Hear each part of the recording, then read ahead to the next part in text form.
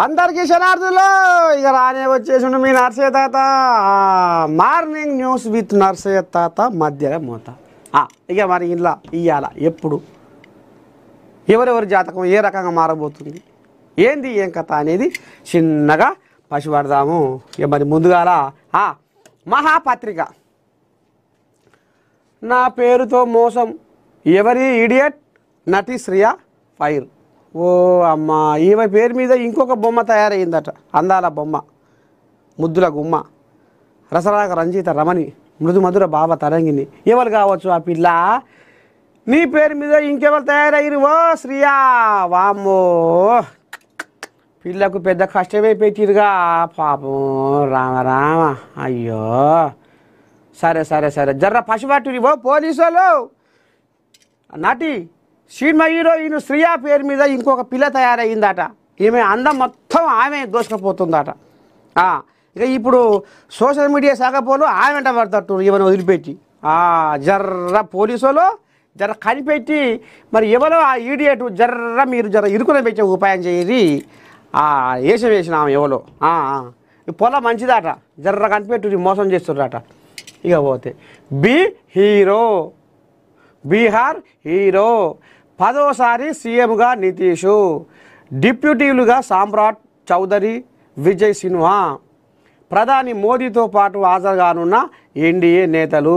మొత్తానికి ఈ కోల్యాగా దాపటి కోల్యాగా ఇక మళ్ళోసారి పెద్ద కుర్చీ ఎక్కబోతుందట.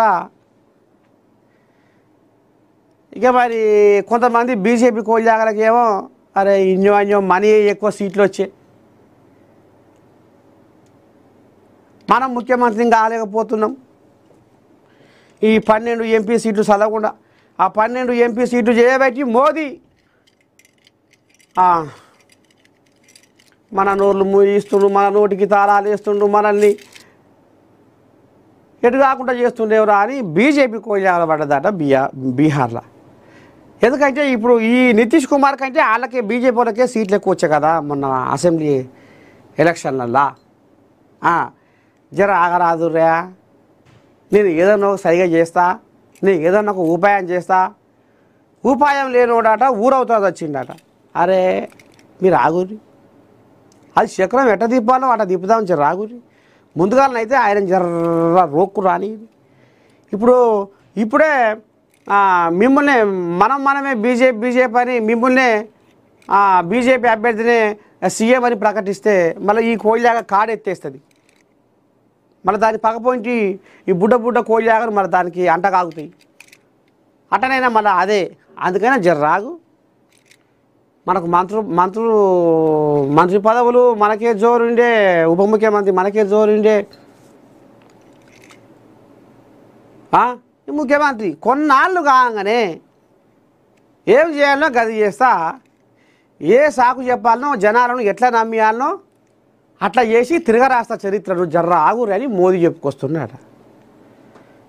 ఏం తాత మరి అది ఇంకేం చేయబోతుందంటే కనపడతలేడా? కోల్యాగ మొత్తం వ్యవసాయం చేసి చేసి చేసి చేసి ఎద్దయినట్టుగా కోల్యాగ ఇప్పుడు పండువారిపోయింది. ఇక రేపో మాపో ఏం 4 రోజులైతే కుస కస రక్తం చచ్చిన పానం. ఈయేడున్న బలం ముందుకున్న బలం ముందుకుంటుందా? ఒక్క 4 రోజులు ఓపిక పట్టుని. ఇక ఈ కోల్యాగకు పానం బాగలేదు, సుస్థ అవుతుంది, మాట కోల్యాగా పరిపాలన అందియలేకపోతుంది, ఆరోగ్యం సహకరిస్తలేదు, పానం బాగుంటలేదు. ఆయన పానం కంటే ఎక్కువనా? అందుకనే ఆయన పక్కకు పెట్టి ఇంకొకరిని సీఎం చేస్తాము అనేది గిట్ట తీసుకురావాలి వరుస.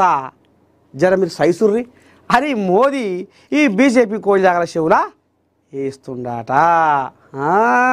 ఏందనుకుంటున్నారు మరి రాజకీయం అయితే. ఇకపోతే షేక్ హసీనా అప్పగింతకు భారత్ విముఖత. రెడ్ కార్నర్ నోటీసులు జారీ చేసేలా బంగ్లాదేశ్ సన్నాహాలు. రెడ్ కార్నర్ నోటీసులు జారీ చేసేలా బంగ్లాదేశ్ సన్నాహాలు. ఇవదేందో చూద్దాం భాగవతం.